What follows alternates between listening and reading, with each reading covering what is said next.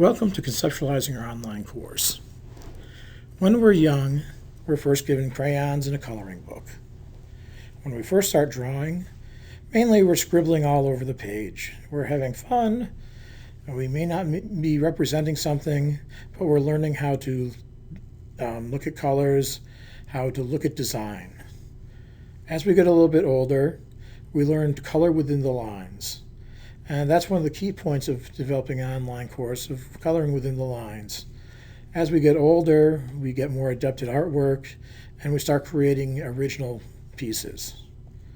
Coming back to the course of coloring within the lines, that's why we're starting with a structure to help you, assist you with the development of your course. Why do we use models?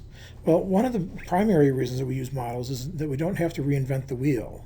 Some of the things that we built into the model include built-in approaches to pedagogy, providing you a starting point as well, giving you a structure, giving you starter documents to get you going, recommendations and tips for developers, including boilerplate, pedagogical tips and ideas that are built into the template, and also built-in directions and resources for students. This includes links to the library, links to additional resources that might be in the course, boilerplate information on how to submit discussions, how to submit assignments. So what are the basic course elements that you have included? On your left-hand side, you have your course menu. One of the reasons it's designed in that way is to present it so that all of the buttons are always available to the students at the top of the screen. If they have to scroll down, it makes it more difficult for them to access information. The course generally is set up in a modular structure. Now, this can have many different forms, as many of you are aware of. Some of the recommendations are to have 4 to 8 modules. I prefer myself going with 8 modules, with essentially 2 weeks per module. Other people use a weekly module structure, and that works as well. There are some pluses and minuses to each approach. Then the primary area where much of the communication and learning can take place is in discussion areas. Discussions are the primary area for communication between the students and the professor and the students and each other. And there's a lot of approaches to making that a key part of the course. Next section is your assignments and assessments. This is the area where students will demonstrate their learning and knowledge. This may include papers, it may include projects. There's any number of ways that you can utilize this.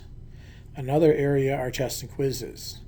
This can also be an area where the students can refine or can demonstrate their knowledge, repeating key concepts. You can have anything from true, false, fill in the blanks, all the way up to having essay questions.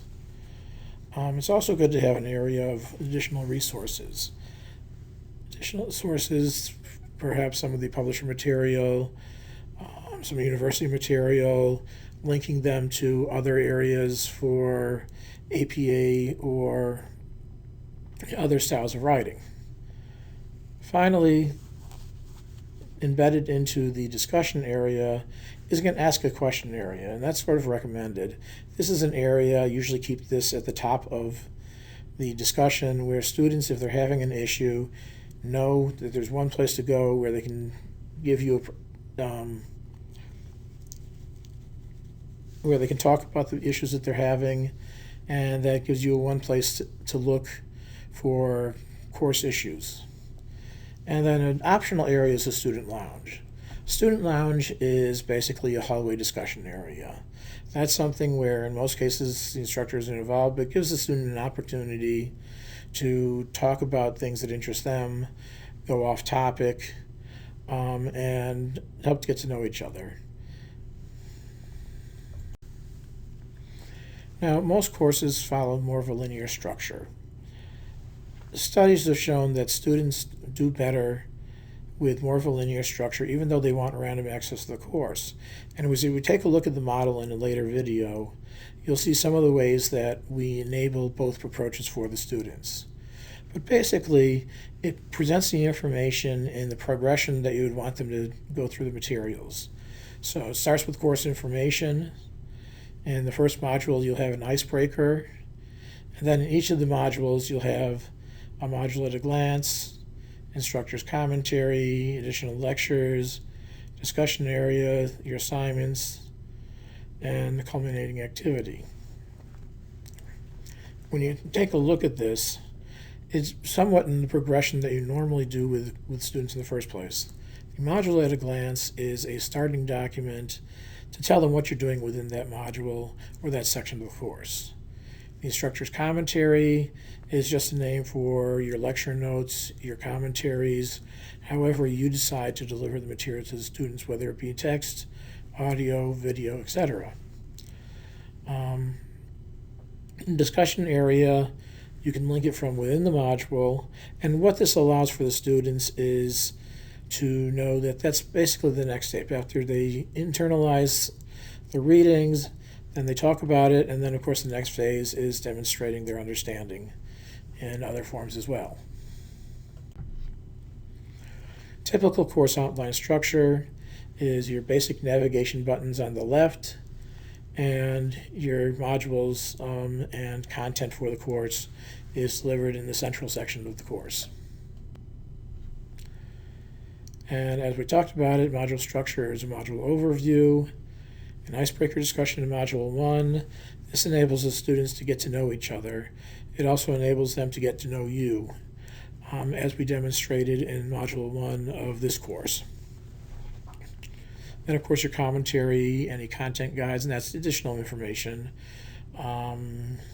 additional lecture content, discussion forums, assignments, and additional resources.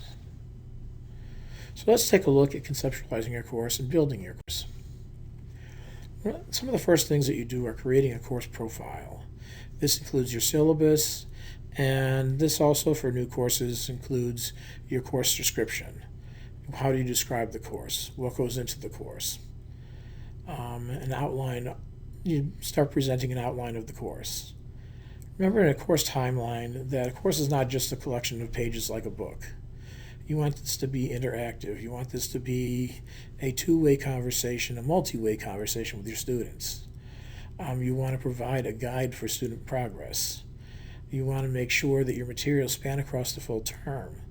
It's very beneficial, as we also discovered in the first module, that creating the course and having the course completed before the semester start is really beneficial to both you and the students. You want to include your readings, your content, your discussions, assignments, activities. You want to think about how they flow throughout the progression of the course, how they tie together. The next stage is chunking your course. Chunking is the concept of breaking up your course into its component parts. Breaking in the overall view of what you want to produce your students into modules.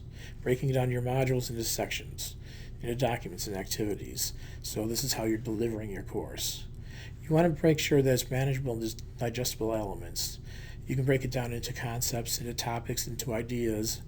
One of the key things that you're looking for when creating documents in most cases is that studies have shown that both in commercial sites and in educational sites, the students, even if you've got more information, seldom scroll down 2 or 3 screens. So by breaking these concepts down into smaller pieces, it makes them easier for the student to comprehend, but it also makes it easier for the students reading and for delivery on the screen.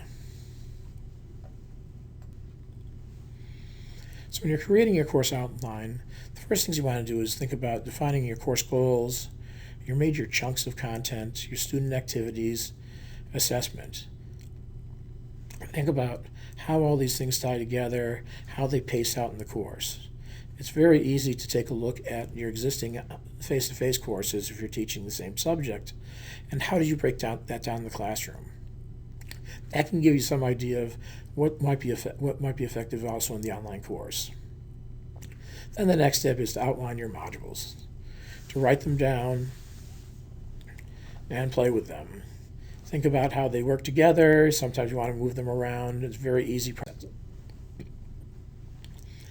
So when you're planning your module structure, take a look at the overall look at your course. Does your content suggest ideas? Your personal teaching approaches? Are there natural divisions and themes within the materials in the course or the topics that help guide you into an organization structure? Some of the approaches are content specific by topic or concepts, using your textbook chapters, laying out a time frame, using a metaphor, structuring it like a play or scenes in a movie or even architecture, or in terms of a process. Here's an example of a course that's structured by content.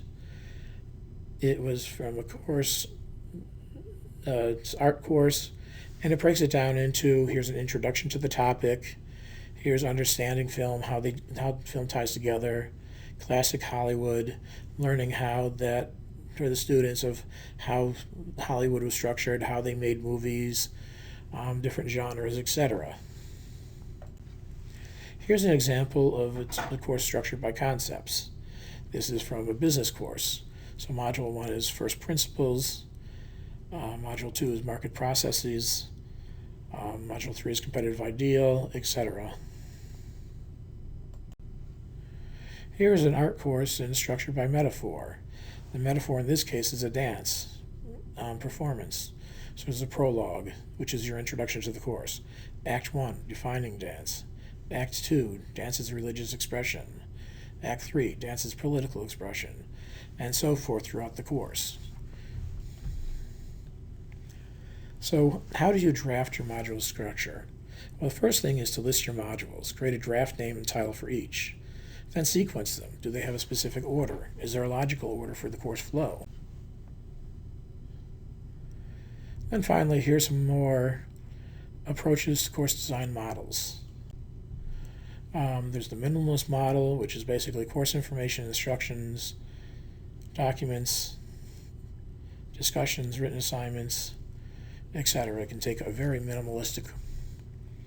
Then there's the nonlinear iterative, where there's different areas within the course that they go back to for doing specific